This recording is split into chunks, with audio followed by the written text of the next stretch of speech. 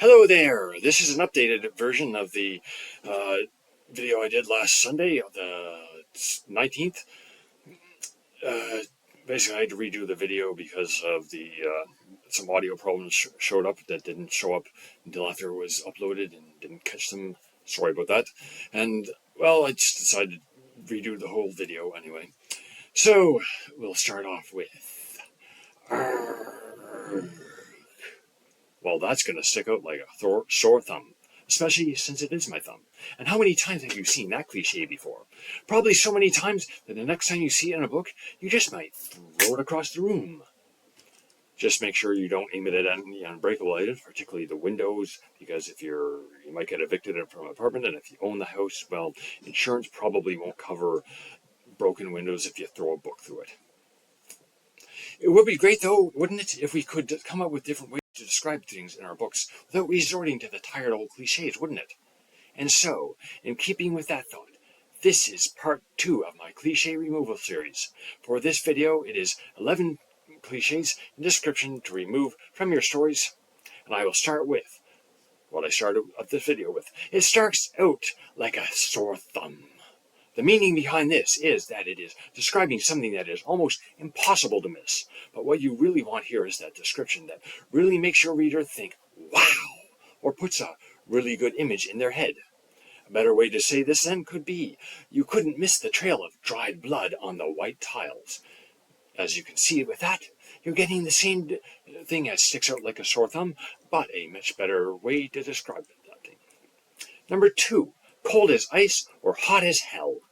Now, how can we better describe this temperature of something? Try this, maybe. Despite the heavy parka, he shivered in less than 3 seconds after stepping out.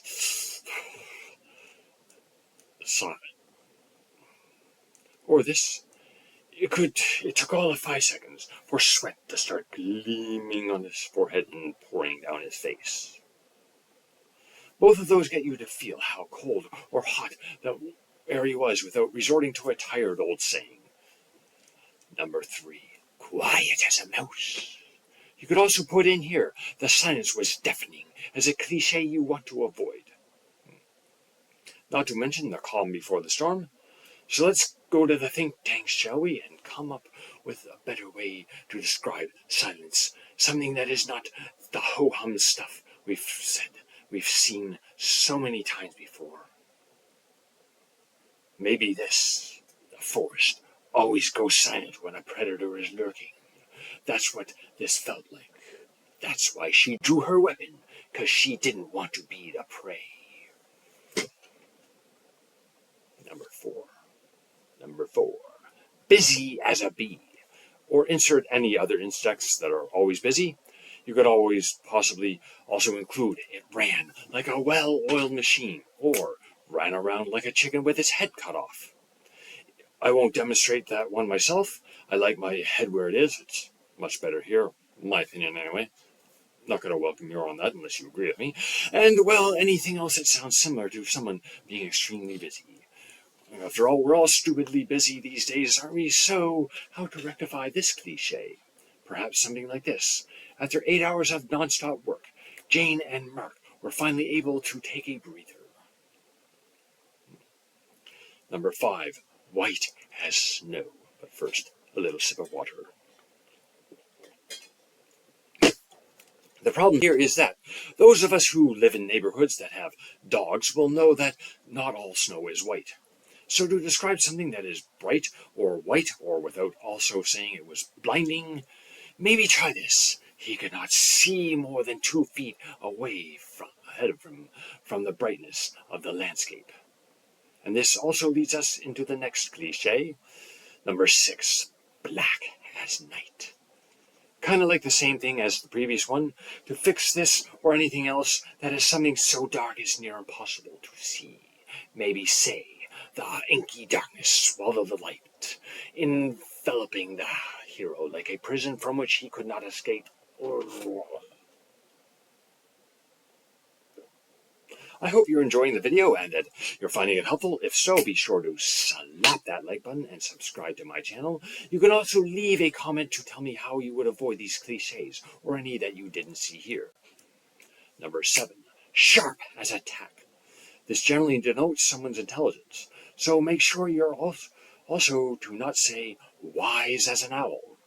So to have a highly intelligent character, have a certificate showing them to be a member of Mensa, or report card with straight A's. You could also have a teacher put a difficult math problem on the board and the character solves it in 10 seconds or less, or maybe one or two more. Number 8. Eyes like pools of...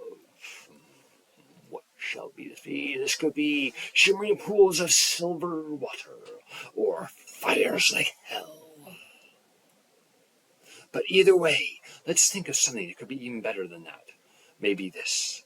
Her eyes show the years of pain and betrayal, but also a longing for what each and every one of us have yearned for since the day we were born. Number 9, heart pounding like a drum. This could be because the character is excited about something, meeting a blind date, or maybe they had finished a grueling workout. So for each of those, you could try something like this. She had the euphoria from smashing her previous PR on squats. Now lifting over 200 pounds, she'll surprise her boyfriend when she gets home from the gym today. Do a role reversal and throw him over her shoulder and do a little dance around the living room and put the video up on Instagram for the Lift a Guy challenge. Or you could try something like this. The singer could hear the crowd roaring before she comes up on stage, pacing around. Oh, this got her going. Everything's going good, and now she knew she was ready to give the crowd the best show she could ever do. Number 10. A chill ran down her spine. This one indicates she was scared, but we can do better than that. So let's do better than that, shall we? Of course we shall. It was the middle of summer, 36 degrees Celsius, or over 96 Fahrenheit for those who use that system. Despite that, and all the sweaty guys around her, the hairs on her arms stood up like soldiers at attention when a general entered the room. Number 11.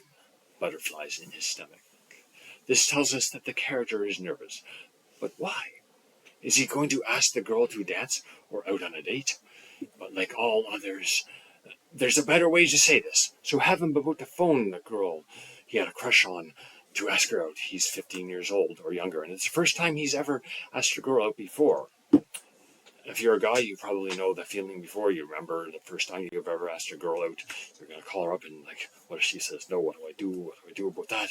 So have him have a 3x5 card in his hand here. He's just about to press the last number of her phone number or hit the call, make the call button, and then he just puts the phone down. He's just so nervous. Because what am I going to do? She says no, I don't know if I can handle it. So go over the line one last time. Hey, Jane, would you like to go see a movie this Saturday?